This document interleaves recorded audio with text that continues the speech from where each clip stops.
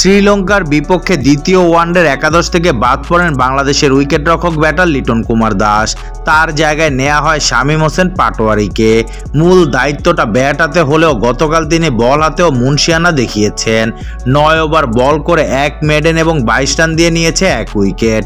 Match জয়ের পর অধিনায়ক মেহেদী হাসান মিরাজ তাই প্রশংসা করেছে শামীমের। মিরাজ বলেন, মাঝের ওভারে শামীম পাটোয়ারি ভালো বোলিং করেছে। আমার কাছে মনে হয় মাঝের ওভারে তানভীরের সঙ্গে শামীম যে 9টা ওভার বল করেছে তা আমাদের অনেক সুবিধা দিয়েছে।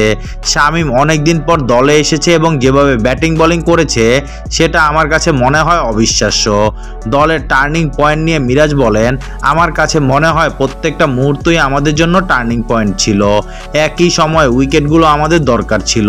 তানভীর যেভাবে বোলিং করেছে ও ম্যান্ডিসের উইকেটটা যেভাবে নিয়েছে, দেখুন 9 ওভারে ওদের 70-এর বেশি রান ছিল। এরপরও কিন্তু সবাই বিশ্বাস করেছে আমরা ম্যাচটা জিততে পারি, বিশেষত তানভীর যখন কৌশলকে আউট করে দেয়।